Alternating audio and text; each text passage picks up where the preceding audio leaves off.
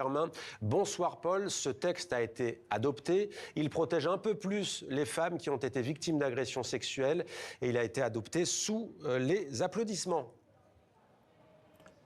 Effectivement, Mohamed. Et pourtant, ça n'a pas été aussi facile que ça de faire passer une définition du viol qui intègre la notion de consentement, c'est-à-dire l'idée que si une femme ne dit pas non, cela ne veut pas dire qu'elle est consentante. Il y a 2 ans déjà, le Parlement européen avait voté une résolution sur les violences faites aux femmes et les députés n'étaient pas arrivés à se mettre d'accord sur une définition du viol, une définition commune aux 27.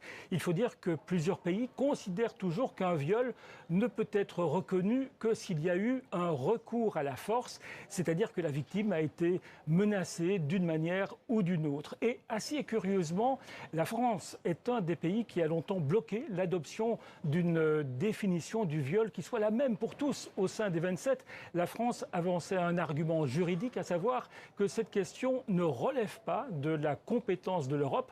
Mais vous le savez, il y a eu le procès dans l'affaire Pellico qui a suscité beaucoup d'émoi. Gisèle Pellico, droguée et violée à son insu par des dizaines d'hommes. C'est après cela qu'Emmanuel Macron a d'ailleurs fait changer la loi en France pour y inscrire le non-consentement parmi les critères du viol. Et le Parlement européen s'est dit que c'était aussi le bon moment de remettre le débat sur le tapis, un débat qui a été très animé ici à Strasbourg. Une députée d'extrême droite allemande a même accusé l'Europe de s'immiscer dans les chambres à coucher. Maintenant, le Parlement a voté cette résolution, mais il faut encore que la Commission européenne propose une législation qui devra ensuite être validée lors d'un sommet européen. Heureusement, Viktor Orban n'est plus là.